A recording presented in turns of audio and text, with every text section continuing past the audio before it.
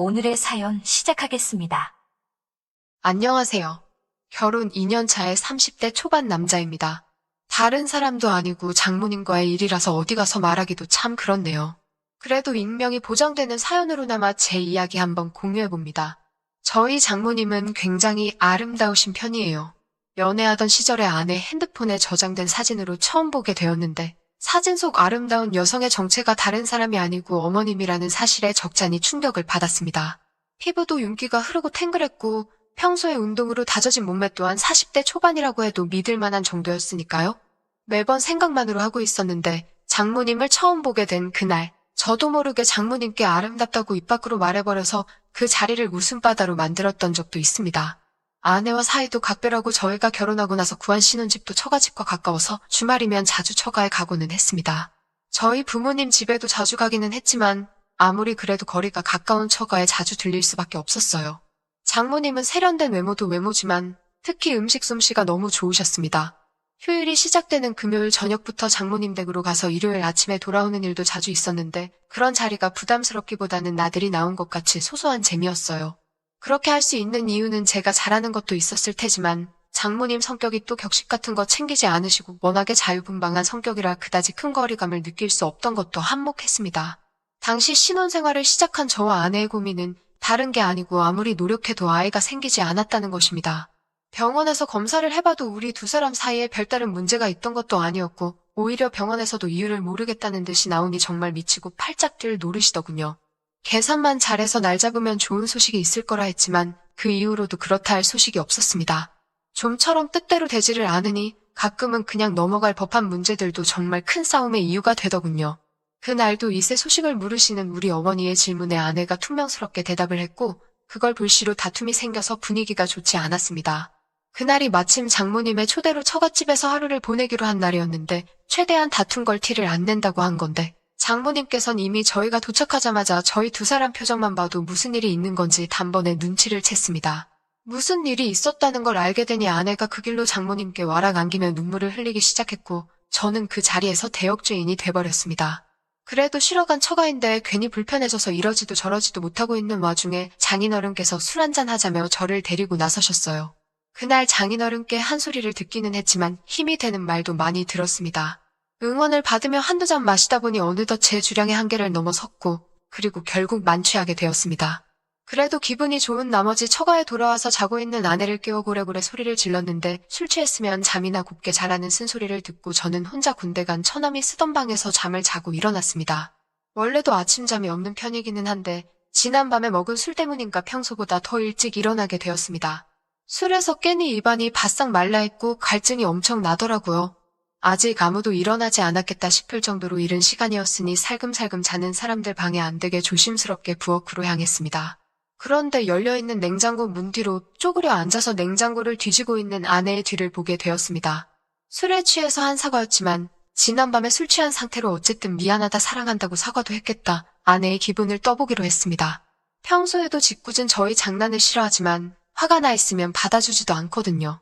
냉장고 안을 뒤적거리느라 정신없는 아내의 뒤로 돌아가서 저희 분신을 밀착시키고 이곳저곳 비벼대며 장난을 쳤습니다. 그러고 있는데 이건 장난을 받아주는 것도 아니고 화를 내는 것도 아니고 가만히 있는 반응에 무언가 위화감까지 느껴지더라고요.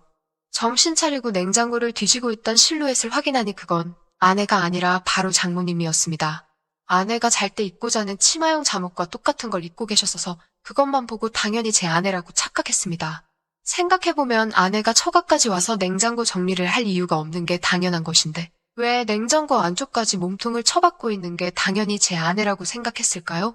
장모님은 제가 민망할까봐 배려를 해주신 건지 아무 말 하지 않고 가만히 계셨습니다. 술 기운이 남아서 아파오던 머리도 목이 타듯이 오던 갈증도 한 번에 확 날아가더라고요. 머뭇대다가 제정신이 들어서 죄송하다고 큰 소리로 사과를 하려던 찰나에 장모님께서 제 입을 손으로 틀어막으며 아내가 깰 수도 있으니 사과하지 않아도 괜찮다고 하시며 저를 방으로 끌고 들어가셨습니다. 도망치듯 처남의 방으로 돌아와서 이불을 뒤집어 쓰고 한참을 좌불안석 애간장만 태웠습니다. 갑자기 문 열리는 소리가 들리고 저에게 다가오는 소리가 들렸는데 제가 뒤집어 쓰고 있던 이불을 확 걷어올리더군요. 그리고 제 눈에 가장 먼저 들어온 건 제가 아까 뒤를 문댈 때 봤던 그 치마였어요. 그래서 엄청 놀랐는데 다행히 이번에 이불을 걷은 건 장모님이 아니라 제 아내였습니다. 평소보다 과격한 행동에 혹시 장모님께 무슨 말이라도 들은 건가 긴장을 하고 있는데 아내가 아무리 술을 많이 마셔도 그렇지 어른들 다 일어나셨는데 방 안에서 혼자 뭐하냐고 하면서 저를 끌고 나갔어요. 주방에는 아침 식사 준비가 한참이더군요. 장모님은 당황도 안 하신 건지 제 속 풀어주겠다고 콩나물국을 시원하게 끓였다며 제 앞에 한 그릇 놓아주시더라고요. 혈긋혈긋 장모님의 기분을 살폈는데 괜히 저 혼자 행동이 이상한 것 같아 저도 아무 일 없던 척 해보려 노력했습니다. 그래도 억지로 그렇게 하려다 보니 잘 안 되더라고요. 아침 식사를 마치고 가족들이 텔레비전 앞에 모여 간단하게 과일을 먹고 시간을 보내고 있는데 결혼 전부터 결혼 후에도 한두 번 오는 처가가 아닌데도 그렇게 불편할 수가 없더라고요. 처음 결혼 허락을 받으러 왔을 때도 이렇게 불편한 적이 없었던 것 같은데 말입니다. 아내가 다 먹은 과일 접시를 치우고 자리를 비웠을 때 장모님이 제 옆으로 다가와 앉아서는 저에게 알 수 없는 미소를 건네셨습니다. 아내가 돌아오고 나서도 계속 저에게 시선을 주시면서 미소를 지으시는데 그 미소의 의미를 자세히 알 수가 없어 불편하기만 했습니다. 아내가 저를 깨워서 데려나오긴 했지만 아직 화가 다 풀린 듯한 느낌이 들지는 않았습니다. 말도 안 걸고 저한테 대하는 태도도 몹시 차가웠거든요. 아내는 화가 잔뜩 나 있지, 장모님은 자꾸 알게 모르게 저에게 이상한 신호를 보내고 있지, 그날만큼은 처가에서 보내는 시간이 즐겁기보단 지옥 같았습니다. 맛있는 식사고 편한 휴식이 구간에 어서 빨리 월요일이 돼서 회사로 출근하고 싶은 마음뿐이 없었어요. 그래도 전날 저녁에 마신 게 술이라고 과일까지 먹고 나니 배가 불러서 잠이 솔솔 쏟아지더군요. 어차피 불편하게 있을 바에야 제가 잠들어 있으면 아무도 방해하지 않을 거라 생각이 들었고 이러나 저러나 눈치 보고 욕먹는 거는 똑같을 텐데 그러면 차라리 전날 저녁에 과음한 걸 핑계 삼아 잠이나 자고 방해받지 않은 수면 끝에 집에 돌아가서 빨리 출근 준비를 하겠다 하는 게 이 지옥에서 벗어나는 길이라는 생각이 들었습니다. 그렇게 한참을 자고 있는데 이번에는 누가 저를 흔들어 깨우더라고요. 비몽사몽 잠결에 눈을 뜨니 코앞에 가까이 저를 쳐다보고 있길래 아내인 줄 알았는데 장모님이었습니다. 하마터면 팔을 뻗어서 끌어안을 뻔했는데 정말 화들짝 놀라고 말았어요. 비명을 지를 뻔했는데 이번에도 장모님이 그 가늘고 여린 손가락으로 제 입을 틀어막으시더군요. 지금은 다들 낮잠을 자고 있다고 하시면서 저를 데리고 어디론가 데려가셨어요. 장모님이 저를 데리고 들어간 빈 방은 다른 곳이 아니고 바로 아내가 결혼 전에 쓰던 아내가 자라온 방이었습니다. 매번 방문할 때도 정리가 안 되어 있다는 등에서 저에게 보여준 적이 한 번도 없는 곳이었는데 장모님께서 이번에 저를 위해 열어주신 거예요. 방 안은 깔끔하게 먼지 한 톨 없이 정리되어 있었고 그걸 보니 장모님의 손길이 구석구석에서 느껴졌어요. 그 중에 눈에 들어온 건 아내의 화장대 위에 놓여있는 저와 아내가 연애하던 시절에 같이 찍은 사진이었습니다. 그리고 그 옆에는 저와의 이야기를 써놓은 아내의 일기장이 있었어요. 그 안에는 아내가 저를 얼마나 사랑하는지에 대해서 적혀 있었습니다. 아내에게 이런 모습이 있나 놀라고 있던 가운데 장모님께서 아내가 저를 이만큼 아끼고 사랑하니 우리 딸 마음고생 좀 덜 시켰으면 한다고 본심을 말하셨어요. 아침에 제가 가져다 대었을 때를 떠올려보니 작동은 잘 되는 것 같은데 너무 조바심 내지 말고 하다 보면 좋은 소식이 있겠냐고 농담처럼 말도 하셨고요. 그 말을 들으니 다시 아침에 장모님과 있던 일이 떠올라 얼굴이 새빨개졌습니다. 그렇게 아내가 연애하면서 쓴 일기장을 보고 있는데 아내가 소리를 지르며 방 안으로 들어오더군요. 그걸 왜 보냐, 그걸 왜 보여줬냐 하며 당황하는데 그 모습이 오랜만에 너무 귀엽게 느껴졌습니다. 장모님 보는 앞에서 아내에게 잘하겠다 약속을 드렸어요. 그리고 그날 저녁에 나오니 식탁 위에는 스태미너에 좋다는 음식들로 한 상이 차려져 있더군요. 장어구이를 밥반찬으로 먹을 거라고 상상도 해본 적이 없었는데 그날 처음으로 장어구이를 밥상에서 먹게 되었습니다. 장모님은 깨알같이 꼬리 부분을 제 밥 위에 집어 올려주시면서 남자가 힘쓰려면 꼬리를 꼭 먹어야 한다며 은근슬쩍 농담을 하시고 아내를 보고는 사위가 그래도 보통은 넘는 것 같은데 너도 빼지만 말고 잘 좀 받아주라면서 농담을 하셨어요.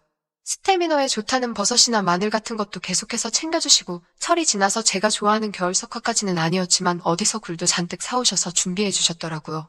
아시죠 다들? 굴은 아연이 풍부해서 장어꼬리보다 훨씬 스태미너에 좋다는 걸요. 제가 과연 그날 저녁 식사를 한 건지 보양식을 먹은 건지 모를 정도로 기력 보충을 했습니다. 집에 가는 길에도 저녁에 먹고 남은 음식들을 양손 가득 싸주셨고요. 사위 걱정하는 장모님 사랑도 느꼈고 아내가 저를 어떻게 생각했고 얼마나 믿고 있는지도 알게 되었고요. 사실 이 사연을 쓰게 된 가장 큰 이유 중에 하나는 이 날을 기점으로 언제인지 정확히는 모르겠지만 오랫동안 기다려온 우리 아이의 소식이 찾아왔기 때문입니다. 저를 응원해준 처가 식구들과 저를 사랑해준 아내 덕분이라고 생각해요. 이제 행복하고 화목한 가정을 꾸리고 좋은 아빠가 되는 일만 남은 것 같습니다. 안녕하세요. 썰스타그램입니다. 오늘의 사연 시작해 볼게요. 안녕하세요. 어떻게 정말 사람 상대로 이런 짓까지 할 수 있을까요? 저는 학교 다닐 때부터 친하게 지내던 동생이 있었습니다. 그 동생하고 저는 어릴 때부터 같은 동네에 살면서 초등학교, 중학교, 고등학교까지 같이 나온 사이였죠. 보고 지낸 세월이 길어서 그런지 저희는 언니 동생이 아닌 정말 친자매처럼 가족처럼 지냈어요. 서로의 이야기도 많이 공유했습니다. 저는 후에 대학을 졸업하고 작은 광고회사를 하나 차렸어요. 작은 회사지만 이리저리 광고가 조금씩 들어와서 저희 회사는 작게나마 조금씩 성장할 수 있었죠. 동생은 대학 졸업한 다음에 조그만 식당 사업을 하나 하더라고요. 조리 쪽 학과도 나온 동생이고 해서 식당 사업을 하는 게 잘 생각한 것도 같고 즐겁게 하는 모습을 보니 좋았습니다. 저희는 서로서로의 일을 열심히 해 나가면서 저도 동생 쪽 식당도 광고를 해주고 동생도 아는 사업하시는 분들을 소개해주면서 즐겁게 윈윈해 나가고 있었어요. 그런데 어느 날 동생으로부터 전화 한 통이 왔습니다. 언니, 나 큰일 났어. 동생의 목소리는 정말 엄청나게 떨리고 있었어요.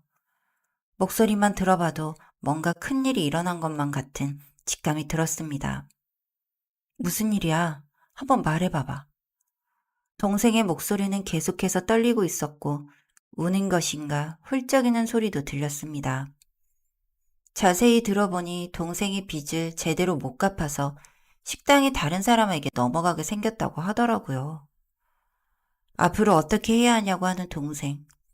다른 사람이 본인 식당을 다 망치게 생겼고 몇 년을 투자해온 건데 하루아침에 이렇게 실직자가 될 수 있냐고. 그리고 더 최악인 것은 동생이 빚이 생기면서 주변 사람들도 혹시 본인에게까지 손 벌릴까, 같은 자영업자인데 힘들까봐 등을 돌렸다는 것이었어요.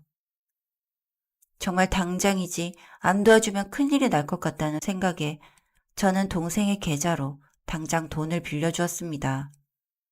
덕분에 살았다는 동생이었죠. 저는 그리고 동생을 저희 회사에서 외부 업체들을 연결해주는 밑에 직원으로 들어오겠어요. 워낙 발도 넓었고 언변술도 있는 동생이라서 일을 금방 잘하더라고요. 언니, 오늘은 저기 A구역 업체들 홍보문이 들어왔고 이렇게 저렇게 해나가면 될 것 같아. B구역에서도 몇 개 들어오기는 했는데 B구역은 워낙 사람들이 많이 안 가는 곳이다 보니까 좀 신경 써서 해야 할 것 같고. 동생 덕분에 사람들이 잘 안 가던 업체들로부터도 홍보 문의가 들어와서 업체를 더욱 살려드릴 수 있었습니다. 동생은 금방 일을 잘해서 승진도 빨리 할 수 있었죠. 처음에는 하던 외식 사업이 망해서 제 밑으로 들어온 운 좋은 낙하산이라는 인식이 있던 동생은 일을 잘하니까 회사에서 일 잘하는 능력 있는 사람이라는 인식이 점점 생겼어요. 금방 팀장, 과장, 차장, 부장까지도 올라왔죠. 회사도 점점 잘 되고 동생도 식당 말고 맞는 일을 찾아서 잘해 나가니 저도 기분이 좋았습니다. 여러분, 이제 내일부터가 설 연휴죠. 연휴 전에 업무들 최대한 처리하느라 바쁘셨을 텐데 정말 고생하셨어요. 이건 보너스랑 명절 선물입니다. 다들 새해 복 많이 받으세요. 열심히 일하다 보니까 어느새 구정이 되었고 저희 회사는 구정에 맞춰서 일주일 정도 연휴를 가졌습니다. 저는 오랜만에 본가에 내려가는 설레임을 안고 본가에 내려갔죠. 오랜만에 어머니도 뵙고 친구들도 보고 정말 좋은 시간을 보내고 있었어요.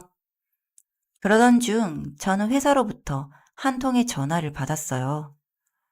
사장님, 큰일 났어요. 지금 회사의 노트북이랑 다 없어져 있어요. 노트북 안에 있던 중요한 파일들 다 없어지게 생겼어요. 카메라도 다 없고 게다가 CCTV는 들킬까봐 깨 부신 건지 누가 그랬는지 제대로 자료도 없어요. 혹시나 찾을까봐 무서웠는지 영상들도 다 삭제되어 있어요. 저희 어떡해요. 사장님 사무실 물건들도 몇 개 없네요. 부사장님 사무실도 만만치 않고요. 긴 설 연휴를 타서 도둑이 들었다는 전화였습니다. 다급한 보안팀장 목소리부터 정말 회사에 큰일이 났다는 것을 알 수 있었어요. 저는 본가에 더 있다 보면 일이 더 커지겠다는 생각에 바로 회사로 올라갔습니다. 회사에 가보니 상황은 정말 처참했어요. CCTV는 다 깨져 있고 제 책상도 그렇고 여러 사람들 책상을 뒤졌나? 정말 혼비백산 아수라장 그 자체였습니다. 중요한 서류들이 들어있는 파일철과 노트북들도 없어져 있고 당장 연휴 끝나자마자 연휴 기간 바로 전에 들어온 광고 문의들을 해결해줘야 하는데 정말 걱정이 되었죠. 그런데 범인은 항상 현장에 증거를 남긴다고 했던가요? 저는 의문의 긴 빨간 머리카락을 하나 찾을 수 있었습니다. 빨간 머리카락으로 염색하는 사람은 흔치 않죠. 조금 어울리기 힘든 컬러니까요. 저는 바로 저희 회사와 사건을 수사해 주시기로 한 경찰관님께 제가 주운 빨간 머리카락을 맡겼습니다. 그리고 그 빨간 머리카락 DNA 분석이 완료되자 저는 그야말로 놀랄 수밖에 없었습니다. 빨간 머리카락의 주인은 바로 저랑 친한 그 동생이었으니까요. 저는 하루빨리 저희의 중요한 서류를 찾아야 해서 그 동생한테 전화를 걸었는데 전화번호도 바꾼 건가 전혀 연락이 되지 않더라고요. 집에 찾아가 봐도 이미 방 뺐다는 말만 들었고 그 어디에서도 동생이 어디에 있는지 알 수 없었습니다.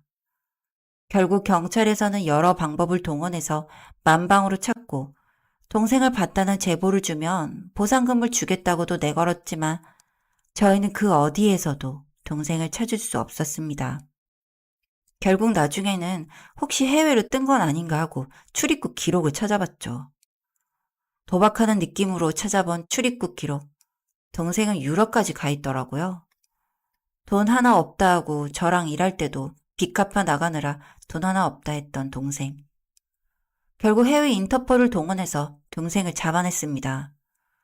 동생을 잡는 동안 저희는 업체에게 일 처리가 왜 그 모양이냐고 혼나고 노트북도 새로 구비하고 정말 정신이 없었는데 해외 인터폴로 잡은 동생은 저희의 노트북들도 다 팔고 해외에서 또 식당이랑 광고 사업으로 아주 잘 먹고 잘 살고 있더라고요. 정말 피가 거꾸로 솟는 기분이었습니다. 전 이 동생을 정말 친동생이라고 생각하고 잘해줬는데 저희 회사 자금까지 가지고 이렇게 해외로 튄다는 게 말이 되는 것인죠. 하지만 동생은 이 사실 하나를 모르더라고요.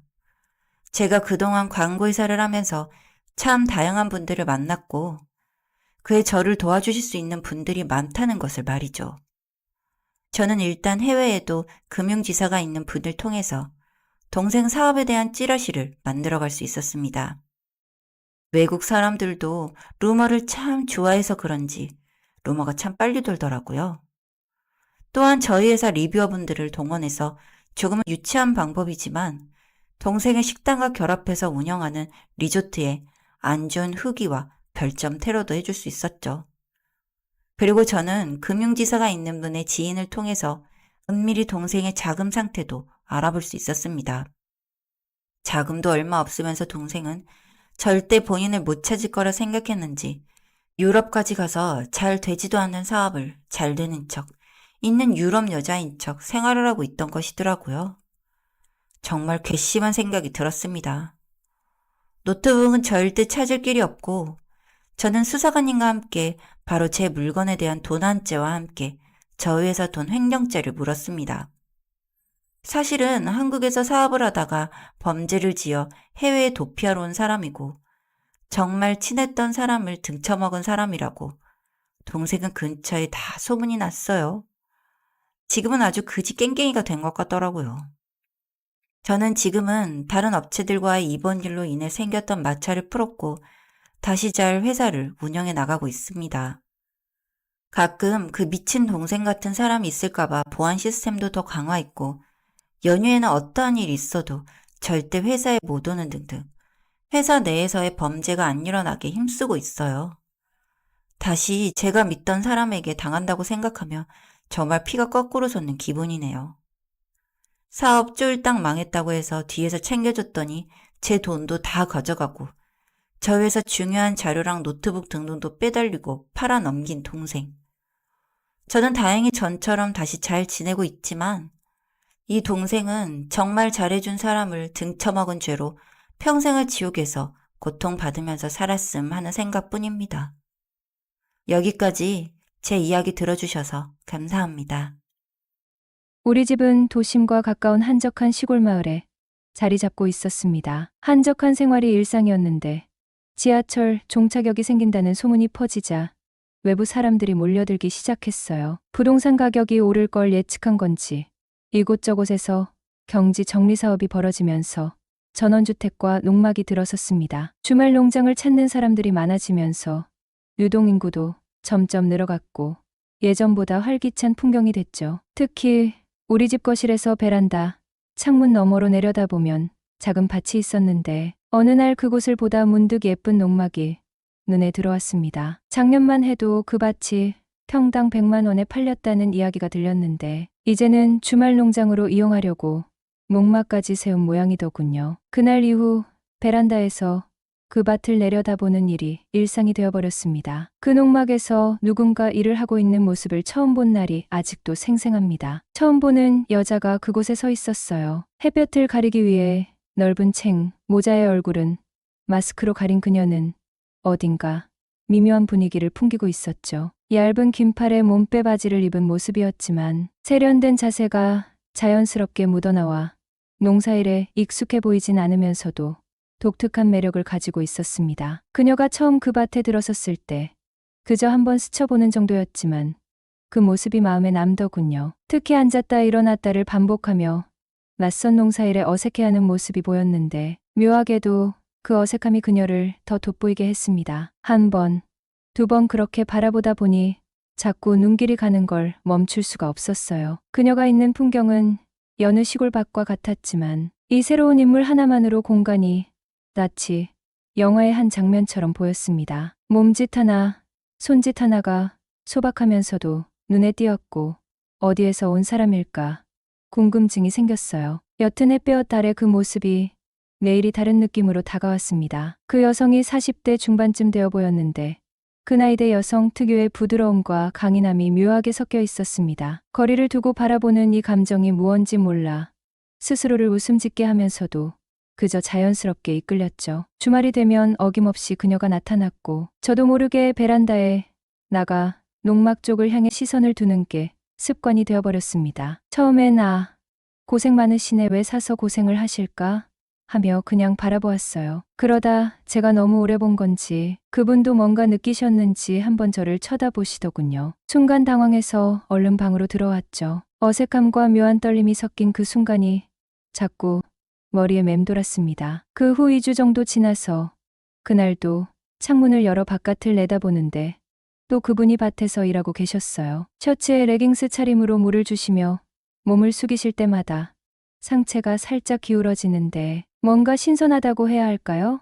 밭에서 저런 스타일을 소화하는 모습이 의외로 멋있게 느껴져서 시선을 떼기 어려웠습니다. 그런데 갑자기 그분이 몸을 돌리더니 또 제 쪽을 바라보는 거예요. 얼른 시선을 피했지만 그 모습이 머릿속에 깊이 남더라고요. 며칠이 지난 후 쓰레기를 버리러 나갔는데 마침 그분으로 보이는 여자가 수거장에 와 있더군요. 긴 생머리에 둥근 안경, 마스크에 가려져 얼굴은 잘 보이지 않았지만 왠지 모르게 다시 시선이 갔어요. 그러다 어느 날 게임에 집중하고 있던 중 강아지 짖는 소리가 들리길래 헤드셋을 벗고 베란다로 나가보니 그분과 젊은 여성이 강아지와 함께 농막 앞 공터에서 놀고 있었어요. 괜히 설레는 마음으로 바라보는데 갑자기 그분이 저를 본 건지 순간 조용해졌어요. 두 분 다 제 쪽을 바라보시길래 깜짝 놀라 얼른 방으로 들어왔죠. 그러면서도 왜 내가 이렇게까지 신경을 써야 하지?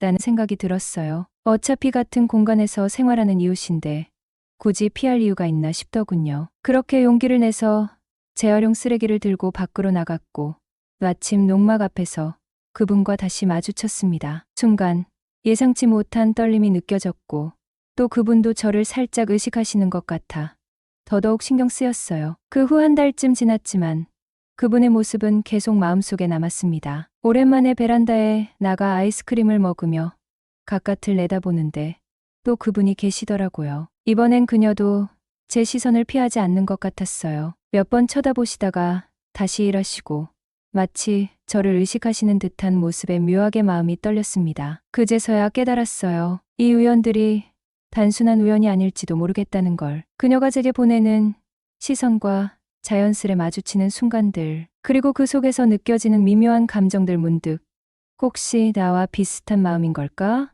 하는 생각까지 들더군요. 방으로 돌아와도 자꾸 그녀의 뒷모습이 떠오르고 그 시선이 어쩐지 내 마음을 흔드는 것 같아 설레고 두근거렸습니다. 우연이 계속되면 인연이라던데 혹시 정말 그런 걸까 싶어 복잡한 감정에 빠져들었습니다. 다음 날 때마침 일요일이었어요. 아침에 일어나 베란다에서 바깥을 살폈는데 그녀가 보이지 않더군요. 오늘은 쉬시나 보다 싶었죠. 담배가 떨어져 동네 마트에 나가는데 반대편에서 그녀가 걸어오는 게 아니겠어요? 순간 마음이 떨려서 작은 목소리로 인사를 건넸죠. 안녕하세요. 그녀도 네 안녕하세요라며 살짝 미소를 띠고 지나갔습니다. 그 미소 하나에 내심 안도했어요. 내가 누군지 아시는구나 라는 생각이 스쳤죠. 담배를 사고 돌아오는 길 혹시 그녀를 다시 마주칠까 싶어 입구 근처에서 잠시 서성이고 있었는데 다시 그녀가 오더군요. 이번엔 용기를 내서 직접 말을 걸어보기로 했습니다. 저기 안녕하세요. 저 앞집에 사는 사람이에요. 그녀는 가볍게 웃으며 대답했죠. 네, 알고 있어요. 가끔 베란다에서 보는데 밭에서 일하시는 거 보이더라고요. 아, 주말 농장처럼 쓰고 있어요. 라며 여유롭게 웃는 그녀. 제가 쳐다보는 게 불편하거나 그러진 않으세요? 아니에요. 괜찮아요. 하고 부드럽게 웃는 얼굴을 보고 돌아서는데 오랜만에 심장이 두근거렸습니다. 몇 날 며칠이 지나고 다시 토요일 아침이 왔죠. 눈 뜨자마자 베란다를 살폈는데 그녀가 딱 한 번 저를 바라보더니 가볍게 인사를 하고 고개를 돌리더라고요. 아, 역시 내 착각이었구나 싶어 내려놓으려는 순간 갑자기 그녀가 손짓을 하며 부르더군요. 순간 당황했지만 설렘을 감출 수 없었죠. 안녕하세요. 저 부르셨어요? 네, 잠시만요. 하더니 컨테이너에서 작은 삽을 들고 나오며 땅을 좀 파달라고 부탁하는 겁니다. 별로 어려운 일은 아니었지만 굳이 나를 부른 이유가 있을까 싶었죠. 농사 이야기를 나누며 자연스럽게 대화가 이어졌어요. 농사 지으시는 거 힘들지 않으세요? 네, 생각보다 쉽지 않네요.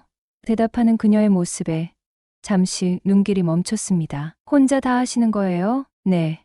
그냥 이러고 있으면 잡생각도 안 들고 스트레스도 풀려서요. 그러면서 조심스레 덧붙이더군요. 혼자 살아서요. 이혼했거든요. 어쩐지 묘한 감정이 오갔습니다. 그러시군요. 앞으로 힘쓰는 일 생기면 말씀하세요. 제가 도와드릴게요. 그녀는 그래 주시면 정말 고마워요. 고마운 미소를 지었죠. 일 마무리가 될 즈음 그녀가 컨테이너 안으로 들어가더니 안에 있던 라꾸라꾸 침대에 앉아 쉬고 있었어요. 그러더니 침대 옆을 가리키며 저도 들어와 시원한 음료를 한잔 하자고 하더군요. 아, 그럼 잠시만요. 하고 들어가 앉으니 그녀가 문득 컨테이너 문을 잠그며 제게 다가왔습니다. 혹시 총각 저한테 마음 있어요? 순간 당황스러웠지만 솔직하게 말했죠. 마음까지는 잘 모르겠고 관심은 있어요. 그러자 그녀는 조심스레 속마음을 내비쳤습니다. 솔직히 너무 외로워요. 총각이 나를 바라보는 것만으로도 며칠 밤 잠을 설쳤어요. 저도 그제야 진심을 고백했습니다. 누님이 마음에 남아 한 달째 잠을 설쳤어요. 그 순간 서로가 서로의 외로움을 이해하고 우원의 눈빛으로 더는 말이 필요 없다는 걸 깨달았습니다. 그리고 그날 우리는 서로의 외로움을 채워주었습니다. 이후 우린 주말마다 농막에서 친구처럼 함께 시간을 보내기로 했죠. 이렇게 벌써 10개월이 흘렀습니다. 안녕하세요. 저는 33살 미혼남입니다. 그녀는 돌싱이었고 저보다 12살이나 많았지만 서로 나이도 있으니 진지하게 미래를 생각하며 만나게 됐습니다. 연초부터는 결혼 이야기도 자연스럽게 오갔고 걔가 먼저 용기 내어 프로포즈를 했어요. 저만큼이나 그녀도 행복해하고 있다고 믿었고, 저만큼이나 나를 사랑한다고 생각했죠. 그런데 그건 제 착각이었을까요? 갑자기 그녀가 다른 사람을 좋아하게 되었다며 이별을 통보해 왔습니다. 너무 뜬금없는 얘기에 눈물조차 나오지 않았고 그저 멍해져 버렸죠. 그녀는 말했습니다. 처음엔 어린 사람이 관심 가져주니 잠시 바람 쐬듯 만난 거였어. 그런데 나도 이렇게 좋아질 줄 몰랐어. 하지만 결혼은 아닌 것 같아. 용서가 안 되겠지만 용서해줘. 순간 망치로 한 대 맞은 것 같았습니다. 웃음만 나더군요. 그녀에게 사랑을 줬고 나름 서로의 미래를 꿈꿨는데 왜 나 혼자만 이렇게 잔인하게 반송장처럼 살아가야 하는 걸까요? 사랑이 이렇게 무너질 줄 알았다면 애초에 시작하지 말았어야 했다는 생각마저 듭니다. 세상이 완전히 어둠 속에 갇힌 기분입니다. 차라리 정답이라도 있다면 그걸 따라가겠는데 이렇게 길을 잃은 채 혼자 남겨진 기분은 어디에서도 위안을 찾기 어렵습니다. 이 감정을 어떻게 이겨낼 수 있을까요?